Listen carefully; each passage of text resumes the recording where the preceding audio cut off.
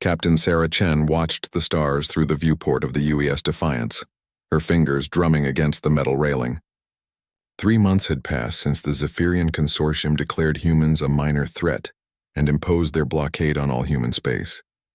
The Alien Council believed they could squeeze humanity into submission like they had done to dozens of other species. They were about to learn how wrong they were. The bridge hummed with quiet activity as her crew prepared for what would become known as the first strike of the human retaliation, war. Sarah had spent weeks studying Zephyrian patrol patterns, mapping their supply routes, and identifying their weakest points. The aliens thought they understood human behavior because they had observed Earth for 6 months before making contact here. Months was nothing compared to the centuries of warfare that had shaped human civilization. "Captain, we're approaching the Kepler 442 system," reported Lieutenant Marcus Torres from the navigation station.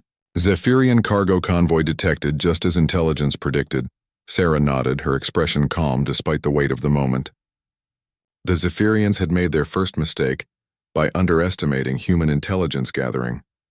While they focused on Earth's major cities and military installations, they missed the network of deep space monitoring stations that humans had quietly established over the past century. "How many escort ships?" Sarah asked. 3 light cruisers, standard formation. "They're using predictable patterns, Captain. No variation in their patrol routes for the past 2 weeks. This was their second mistake."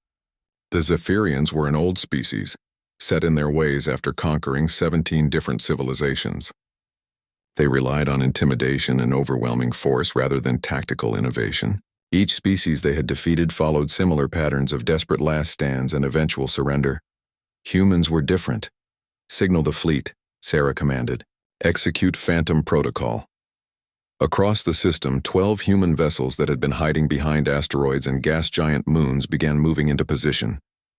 The Zephyrians had superior technology in many areas, but they had never faced an enemy that could coordinate complex multi-vector attacks across vast distances. The cargo convoy consisted of 5 massive haulers carrying rare minerals from the outer colonies back to Zephyrian core worlds. These materials were essential for their advanced weaponry and shield generators. More importantly, this convoy was carrying a special cargo that human intelligence had identified through months of careful surveillance. "Target acquired," announced Commander Elena Vasquez from the tactical station, confirming presence of the prototype weapon components. Sarah felt a cold satisfaction. The Zephyrians were transporting parts for a new type of energy weapon designed specifically to penetrate human bunker systems. They planned to use it during their upcoming invasion of Earth's outer colonies. Instead, those components would never reach their destination. "All ships report ready, Captain," Torres announced. The human fleet had spent 3 years developing new tactics specifically for fighting technologically superior enemies. They studied every available record of Zephyrian conflicts, analyzing how previous species had failed. The pattern was always the same: conventional warfare, head-to-head confrontations where Zephyrian technology dominated. Humans chose a different path. "Begin the dance," Sarah whispered. The first phase involved electronic warfare that the Zephyrians had never encountered. Human hackers, working from hidden bases throughout the system, began flooding Zephyrian communication networks with false signals. To the alien sensors, it appeared that massive human fleets were approaching from 6 different directions. The escort cruisers immediately moved to defensive positions, spreading themselves thin to cover all possible attack vectors. Their commanders followed standard Zephyrian doctrine, which emphasized protecting the cargo at all costs while maintaining communication with their command structure. "Zephyrian ships are repositioning," Vasquez reported. "They're falling for the electronic ghosts." Phase 2 began as human ships emerged from their hiding spots, but not where the Zephyrians expected. Instead of attacking the convoy directly, they targeted the escort ship's sensor arrays and communication equipment. Precise missile strikes disabled the aliens' ability to coordinate their response or call for reinforcements. The Zephyrian commanders found themselves fighting blind, unable to distinguish between real threats and electronic phantoms. Their superior shields and weapons meant nothing if they couldn't target their enemies effectively.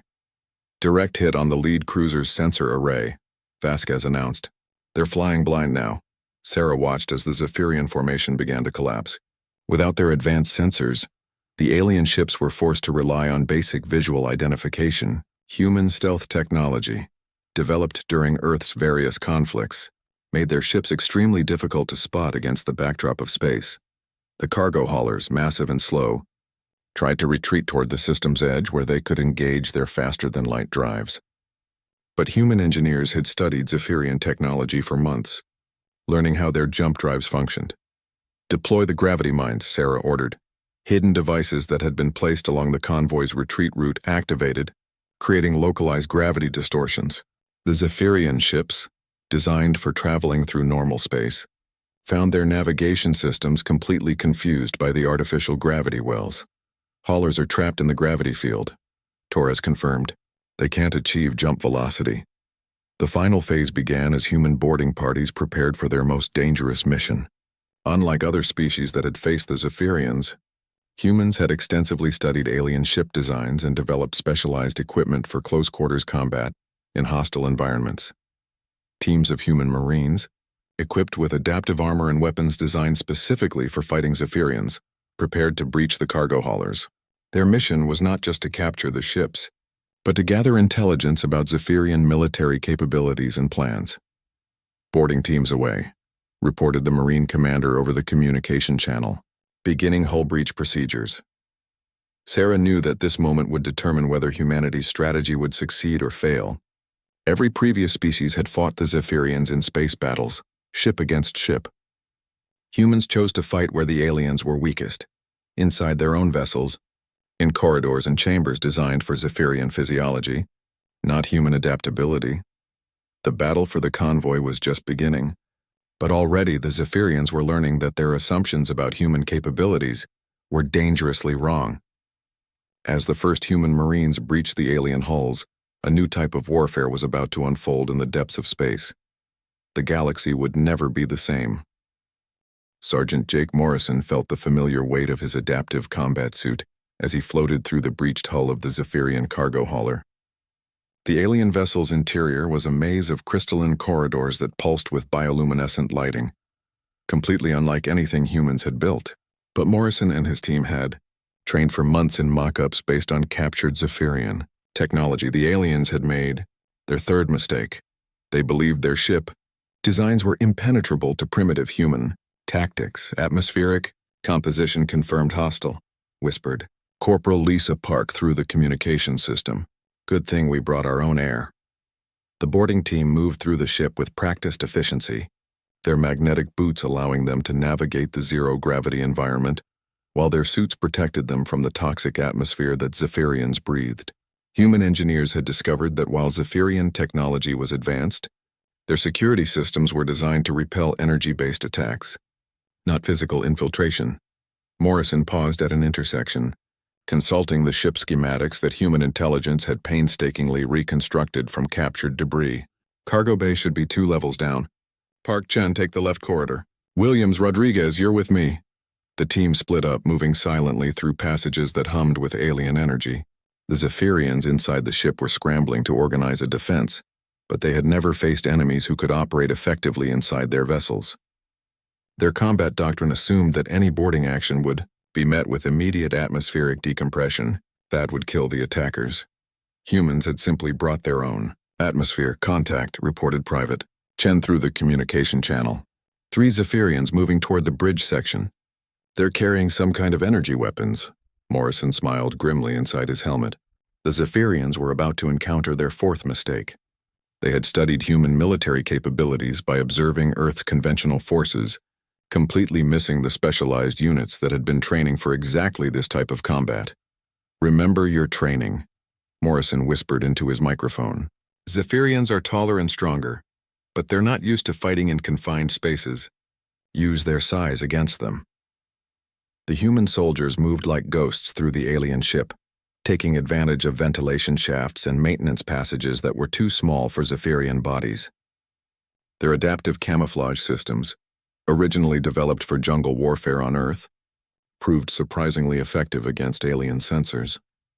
Morrison's team reached the cargo bay first, finding massive containers filled with the prototype weapon components, but more importantly, they discovered something that human intelligence had hoped to find: Detailed technical specifications for Zephyrian defensive systems. This is better than Christmas, muttered Private Williams as he began downloading files from an alien computer terminal. They've got blueprints for everything: shield generators, weapon systems, even their ship designs.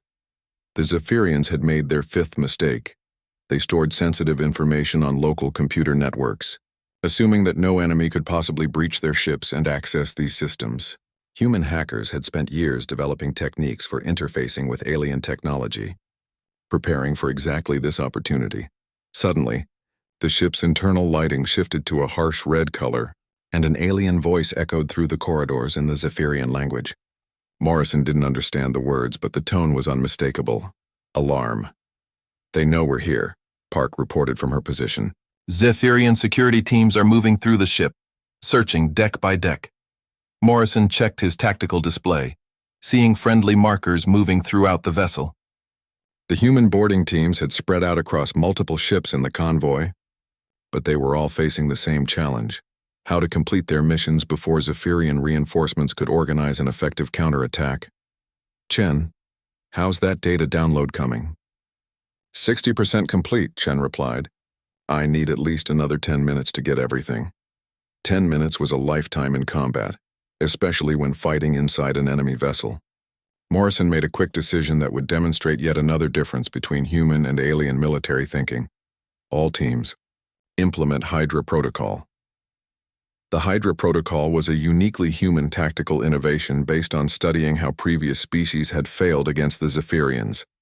Instead of trying to hold defensive positions, human teams would constantly move throughout the ship, creating multiple simultaneous threats that would force the aliens to spread their defensive forces thin. Morrison and his team began moving through the ship in seemingly random patterns, occasionally engaging Zephyrian security teams but never staying in one place long enough for the aliens to mount an organized response. They had studied Zephyrian psychology extensively and knew that the aliens became increasingly frustrated when faced with unpredictable tactics. "Zephyrian commander is trying to coordinate a response," reported the intelligence officer, monitoring alien communications. "They're having trouble adapting to our mobility tactics." The aliens had built their military doctrine around fighting enemies who used conventional strategies. They expected boarding parties to establish secure positions and fight defensive battles. Humans instead fought like water, flowing around obstacles and striking where the enemy was weakest. "Download complete," Chen announced. "We've got everything: weapon specifications, shield frequencies, tactical doctrines, even personnel files." But Morrison wasn't ready to leave yet. Human military planners had identified this mission as a unique opportunity to send a message that would reverberate throughout Zephyrian space. They needed to demonstrate that humans were not just another primitive species to be conquered.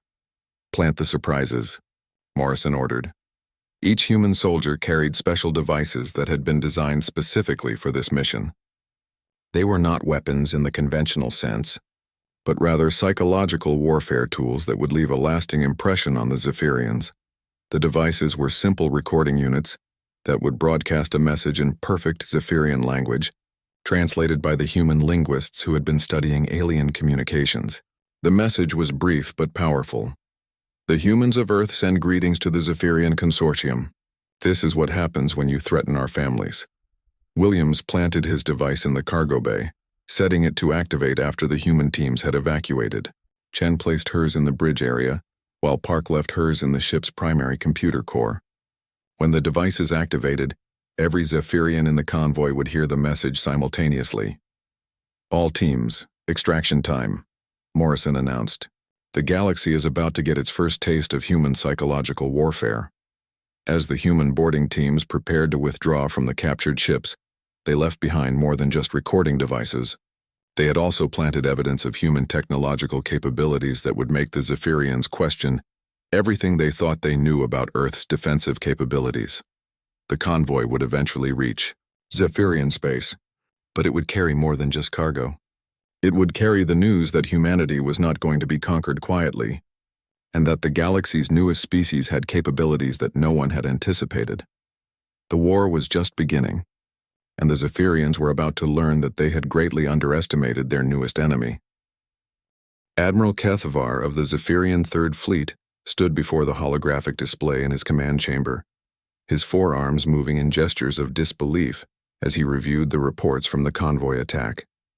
In his 3 centuries of military service, he had never encountered anything like what the humans had accomplished. The damaged cargo haulers had arrived at Kepler Station 12 hours ago, carrying news that would shake the foundations of Zephyrian military doctrine. The recordings left by the human boarding teams played on repeat, the perfect Zephyrian translation echoing through the command center. "They were inside our ships," whispered Commander Zethmora, her secondary arms trembling with what humans would recognize as fear. "How did they penetrate our hulls without triggering the security systems?" Kethvar had been asking himself the same question.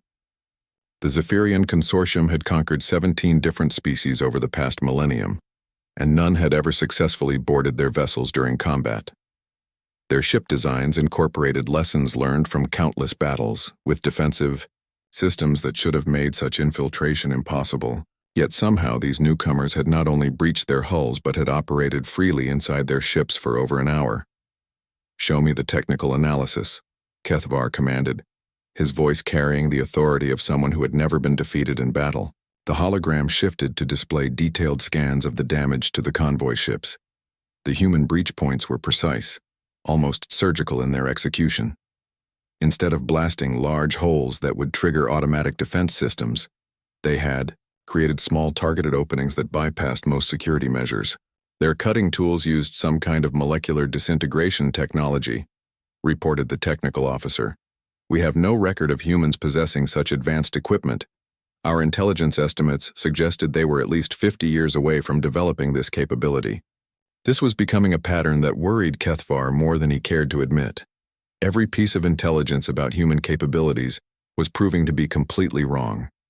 The species that they had dismissed as primitive colonists were demonstrating technological innovations that caught Zephyrian scientists completely off guard. "What about their movement patterns inside our ships?" Kethvar asked. The hologram displayed tracking data that showed human soldiers moving through areas that should have been impossible to navigate. They had used maintenance shafts, ventilation systems, and emergency passages in ways that no previous enemy had ever considered. "They knew our ship layouts better than some of our own crew members," admitted Commander Zethmora. "They moved directly to critical systems without hesitation, suggesting detailed knowledge of our vessel designs." Kethvar felt a cold certainty settling in his primary stomach. The humans had been preparing for this conflict far longer than anyone realized. While the Zephyrian Consortium had spent 6 months observing Earth and making plans for conquest, the humans had apparently been studying Zephyrian technology and tactics for years. "Sir, we're receiving a priority transmission from the High Command," announced the communications officer. The hologram flickered and was replaced by the imposing figure of Supreme Commander Vexthul, whose ancient features showed the strain of recent events. The Supreme Commander's message was direct and disturbing. "Admiral Kethvar, the convoy attack was not an isolated incident. We have received reports of similar strikes throughout our territory. Human forces have simultaneously attacked 7 different systems, all using the same impossible tactics." Kethvar's secondary hearts began beating faster. Coordinated attacks across multiple systems required a level of planning and communication that the Zephyrians had not believed humans possessed. Their intelligence suggested that Earth's colonies were barely maintaining contact with each other, let alone organizing complex military operations. "How many ships have we lost?" Kethvar asked. 17 cargo convoys, 4 patrol squadrons, and 2 forward observation posts, Vexthul replied. "But the material losses are secondary to the intelligence breach. The humans have captured detailed information about our military capabilities, ship designs, and defensive strategies. The implications were staggering. In a single coordinated operation, the humans had acquired centuries' worth of Zephyrian military secrets. Information that had been used to conquer dozens of species was now in the hands of their newest enemy." "There is more," Vexthul continued. "The humans left messages at every attack site. They are demanding the immediate withdrawal of all Zephyrian forces from human space and the payment of reparations for what they call illegal blockade activities." Kethvar would have laughed at such demands from any other species. The Zephyrian Consortium did not negotiate with primitive civilizations. They conquered them.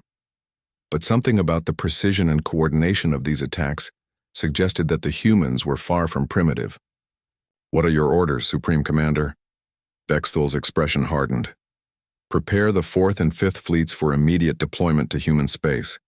We will show these upstarts what happens when they challenge Zephyrian authority. Our ancestors did not build this empire by yielding to terrorist attacks." After the transmission ended, Kethavar found himself staring at the tactical displays with growing unease. The conventional wisdom said that overwhelming force would crush human resistance within days. Deploy enough ships, destroy enough colonies, and the humans would surrender like every other species had done. But conventional wisdom had also said that human ships could not penetrate Zephyrian space undetected, that human soldiers could not board Zephyrian vessels, and that human technology was decades behind Zephyrian capabilities. All of those assumptions had proven catastrophically wrong. "Commander Zeth Mora," Kethavar called, "begin a complete review of our defensive protocols. I want every system checked, every procedure questioned. If the humans could infiltrate our convoy escorts, they might be able to penetrate our main fleet defenses." "Sir, you cannot be suggesting that these primitives pose a real threat to our military superiority?" Kethavar looked at the damage reports one more time, noting the surgical precision of every human attack.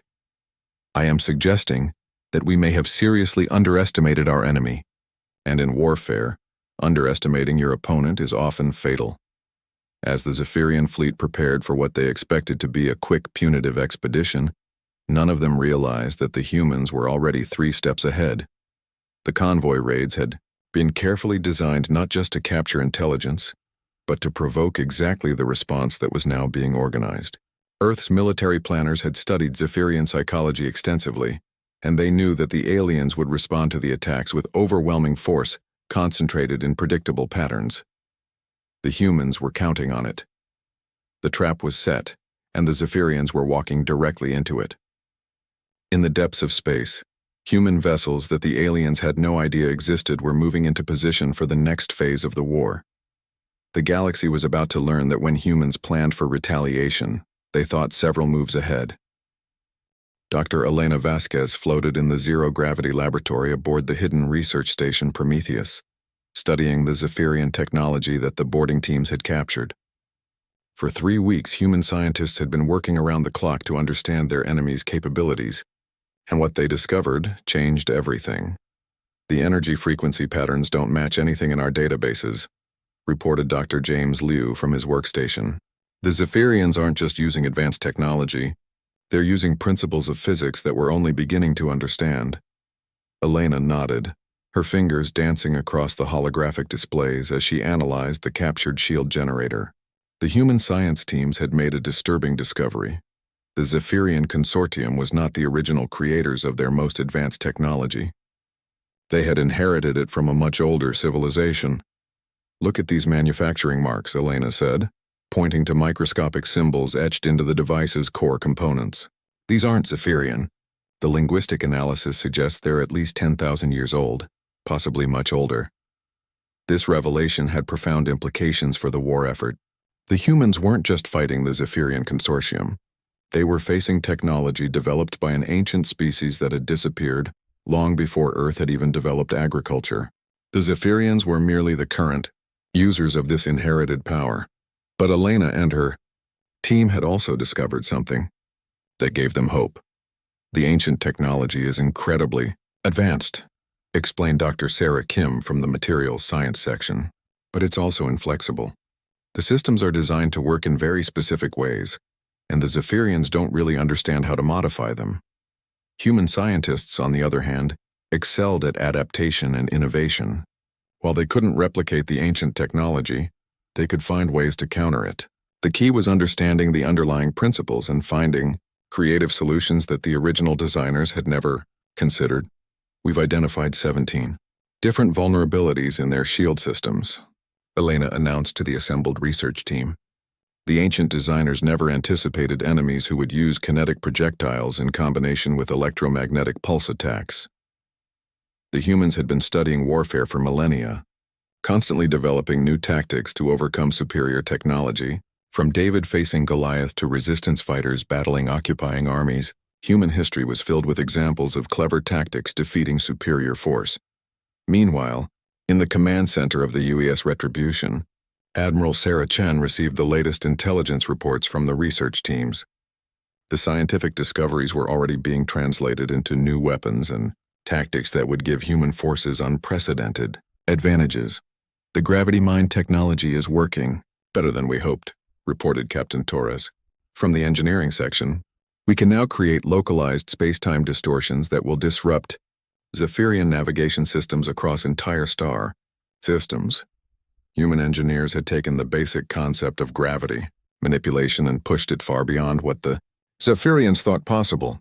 Instead of simply creating obstacles, they had learned to use gravitational fields as weapons, communication disruptors, and tactical tools. "What about the infiltration protocols?" Admiral Chen asked. "Even better news," replied Commander Martinez from Special Operations. "Our analysis of Zephyrian ship designs shows that they have critical vulnerabilities in their life support systems. We can now disable entire vessels without causing permanent damage to the crews." This was important to human military doctrine. Unlike the Zephyrians, who had conquered previous species through brutality and intimidation, humans preferred to achieve their objectives with minimal casualties. They had learned from Earth's history that conquered populations became more cooperative when they were treated with respect. "Sir, we're receiving reports from our deep space monitoring stations," announced the communications officer. "Zephyrian fleets are massing in the Rigel sector. Intelligence estimates suggest they're preparing for a major offensive." Admiral Chen smiled. The Zephyrians were responding exactly as human psychologists had predicted. Faced with unexpected resistance, they would escalate to overwhelming force, concentrating their fleets in predictable patterns that made them vulnerable to human tactics. "Signal all human fleets to implement the Wellington Gambit," Admiral Chen ordered, named after the British general who had defeated Napoleon at Waterloo.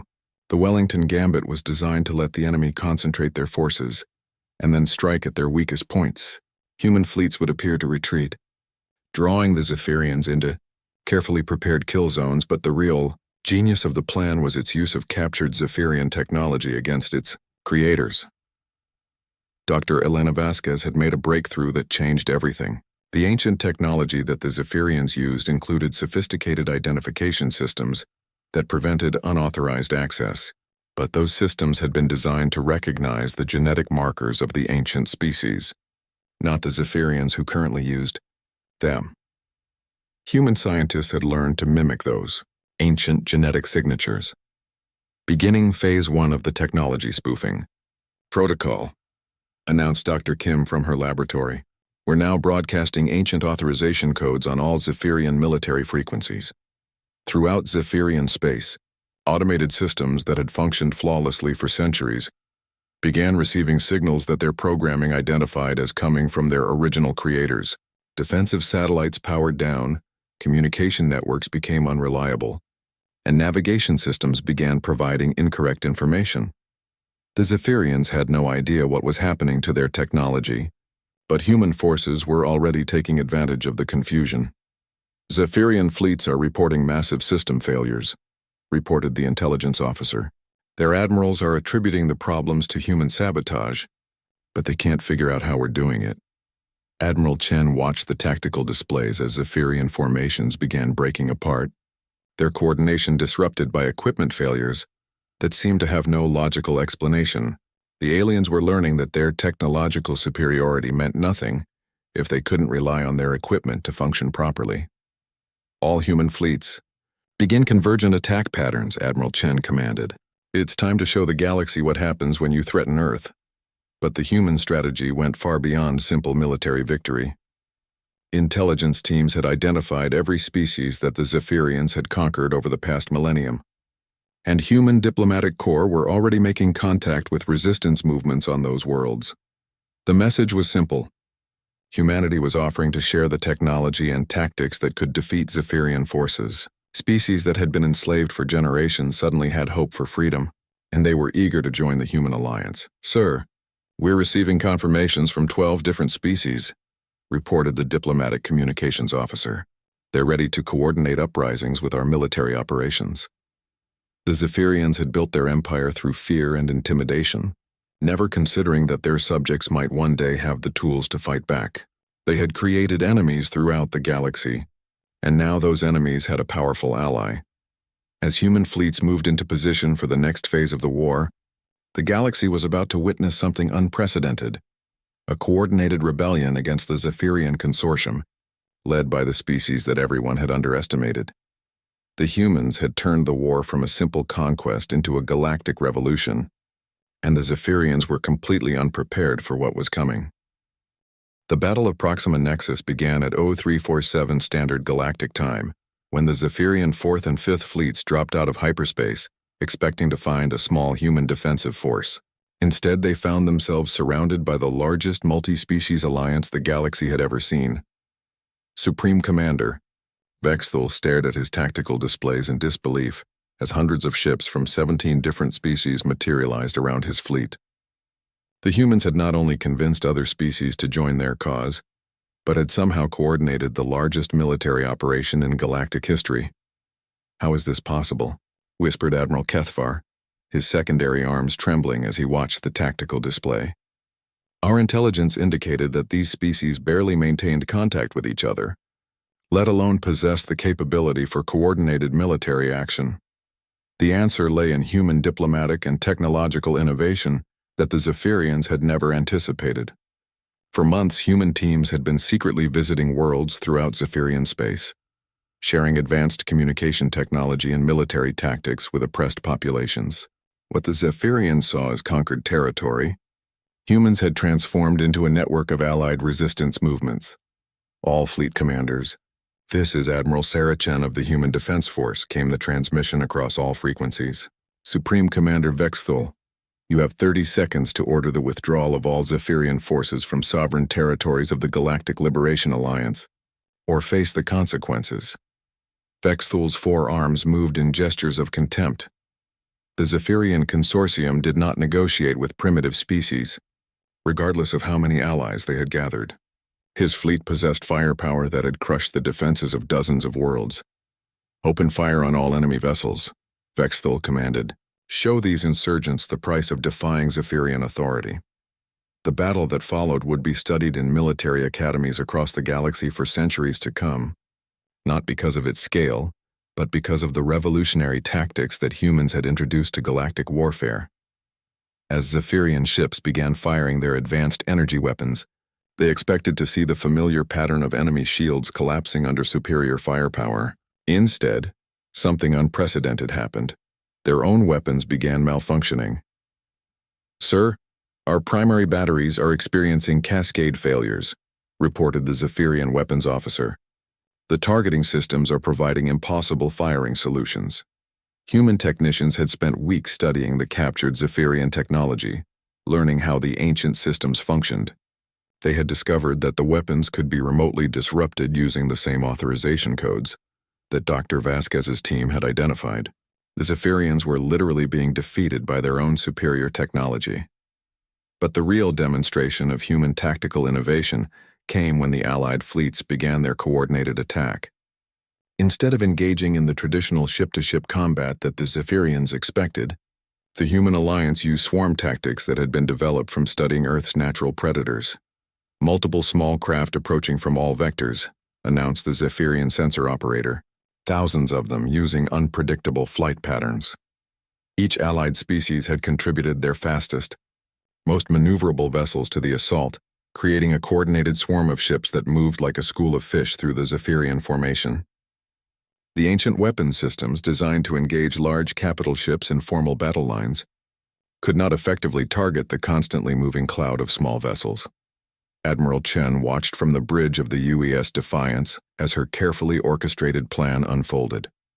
The humans had studied every recorded battle in Zephyrian history, noting that their enemies had always fought conventional engagements. No species had ever used the kind of asymmetric warfare that humans had perfected during centuries of conflict. "Phase 2 is go," Admiral Chen announced. "Deploy the liberation packages." Throughout the Zephyrian fleet, human boarding teams began their most ambitious operation yet. But instead of simply capturing ships, they were implementing a plan that would demonstrate the true scope of human strategic thinking. Each boarding team carried advanced communication equipment and cultural translation software that human linguists had developed specifically for this mission. As they moved through Zephyrian ships, they began broadcasting messages directly to the Zephyrian crews in their own language. "Attention Zephyrian personnel," came the message in perfect alien dialect. "You have been told that resistance is futile, and that your consortium represents order in the galaxy. We invite you to examine the evidence of your leader's crimes against sentient species." The human teams began transmitting detailed records of Zephyrian atrocities, historical documents that the consortium had suppressed, and testimonies from survivors of conquered worlds. Information that ordinary Zephyrian citizens had never been allowed to see was suddenly being broadcast throughout their military fleets.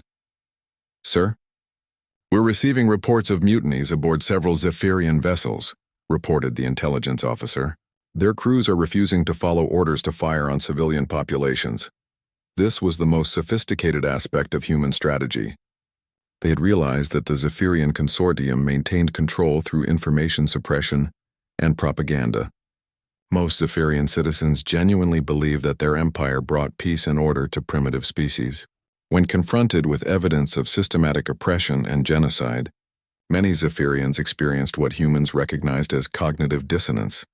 Supreme Commander Vexthal found himself fighting two wars simultaneously, against the human alliance and against his own questioning personnel. Zephyrian military doctrine had no provisions for dealing with troops who refused to follow orders based on moral objections. "All ships, maintain formation and continue firing," Vexthal commanded. "Do not listen to human propaganda. They are trying to weaken our resolve with lies and deception," but the evidence was overwhelming, and many Zephyrian officers had personally participated in operations that they were now seeing from their victims' perspectives. The psychological impact was devastating to Zephyrian morale and unit cohesion. Captain Torres, leading one of the human boarding teams, found himself in the unexpected position of accepting the surrender of an entire Zephyrian cruiser whose crew had decided to defect to the Allied cause. "My name is Commander Kethmar," announced the Zephyrian officer in broken, but 6 months after the Battle of Proxima Nexus, Ambassador Elena Rodriguez stood before the newly formed Galactic Council of Free Worlds, watching as representatives from 43 different species signed the Universal Declaration of Sentient Rights. The document, written primarily by human philosophers and legal scholars, would become the foundation for a new era of galactic civilization. The transformation had been remarkable. What began as a simple defensive war against Zephyrian aggression had evolved into the galaxy's first democratic revolution. Species that had been isolated under consortium rule were now working together to build institutions based on cooperation rather than conquest. "Today marks not an ending, but a beginning," Elena announced to the assembled delegates. "The galaxy has learned that diversity is not weakness to be conquered, but strength to be celebrated." In the former Zephyrian sectors, massive reconstruction efforts were underway.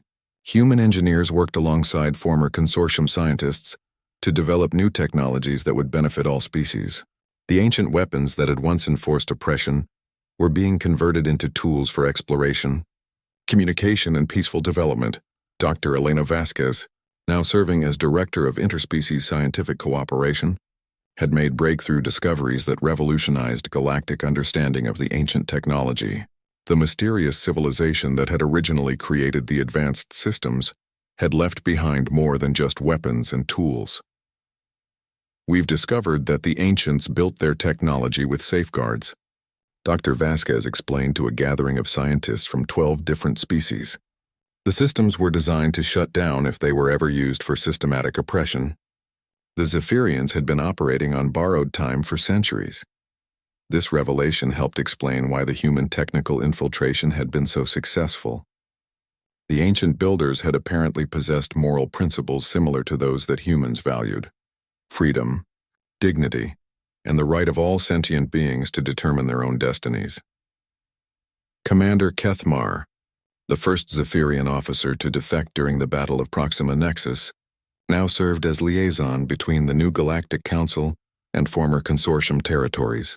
His transformation from imperial officer to advocate for democratic reform had become a symbol of the broader changes sweeping through the galaxy. The humans showed us something that our leaders had forgotten. Kethmar explained to a gathering of former consortium officers who were struggling to adapt to the new reality. True strength comes not from controlling others, but from helping them achieve their potential. Many Zephyrians had initially resisted the changes, but the evidence of their empire's crimes was overwhelming. More importantly, the human approach to former enemies provided a path toward redemption rather than punishment. War crimes tribunals were conducted with fairness and transparency, focusing on justice rather than revenge. Admiral Sarah Chen, now serving as Supreme Commander of the Galactic Defense Alliance, oversaw the transformation of former consortium military forces into peacekeeping units dedicated to protecting the rights of all species. The hierarchical command structures that had enabled oppression were replaced with democratic military organizations that emphasized individual conscience and moral responsibility. We learned from Earth's history that lasting peace cannot be imposed through force. Admiral Chen explained to a gathering of military leaders from across the galaxy. It must be built through trust, cooperation, and shared commitment to common principles. The economic transformation was equally dramatic. The consortium's tribute-based system, which had extracted wealth from conquered worlds to support the ruling class, was replaced by trade relationships based on mutual benefit. Species that had been forced to provide raw materials for Zephyrian industry were now developing their own technological capabilities with human assistance. Captain Torres, who had led many of the boarding operations during the war, now commanded a mixed-species exploration fleet dedicated to making peaceful contact with civilizations beyond the former consortium boundaries. The galaxy was larger than anyone had imagined, and humans were eager to meet new species as equals rather than conquerors. We've identified 17 different civilizations in unexplored sectors, Torres reported to the Galactic Council. Early communication attempts suggest that most of them have been avoiding contact because they feared aggressive expansion by the consortium. They're very interested in meeting representatives from our Democratic Alliance. The transformation was not without challenges. Some former consortium officials attempted to establish breakaway territories where they could continue the old ways of oppression and exploitation, but these efforts failed quickly when their subject populations were offered alternatives by human diplomatic teams. The psychological warfare techniques that humans had developed during the conflict proved equally effective during peacetime.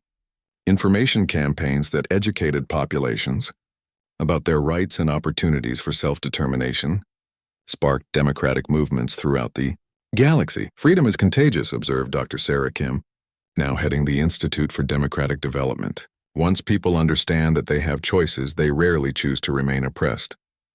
Perhaps the most significant change was in galactic culture itself. The human concept of individual worth and dignity spread rapidly among species that had never been exposed to democratic ideals. Art, literature, and music flourished as civilizations explored forms of expression that had been suppressed under consortium rule. The former Supreme Commander Vex Thul, serving a life sentence for war crimes, had become an unlikely advocate for the changes. In a remarkable transformation, he began writing essays that analyzed the failures of authoritarian government and the benefits of democratic institutions. I spent centuries believing that strength meant the ability to control others. Vexthul wrote in his most famous essay, "The humans taught me that true strength means the wisdom to help others control themselves." As Ambassador Rodriguez concluded the signing ceremony for the Universal Declaration of Sentient Rights, she reflected on how a simple defensive war had transformed into something much larger. Humanity had not set out to revolutionize galactic civilization, but their commitment to fundamental principles had created changes that would last for millennia. The galaxy did not anticipate human retaliation, she said to Admiral Chen as they watched the delegates celebrating their historic achievement. But more importantly, they did not anticipate human idealism. We showed them that there was an alternative to conquest and oppression. The new galactic civilization would face many challenges in the years to come, but it was built on a foundation that no force could destroy. The simple idea that all sentient beings possessed inherent worth and the right to determine their own destinies. The humans had kept their promise. When threatened, they had retaliated not just with weapons, but with something far more powerful: hope for a better future. The galaxy would never be the same, and neither would humanity, as they took their place as the species that had shown the universe what true strength really meant.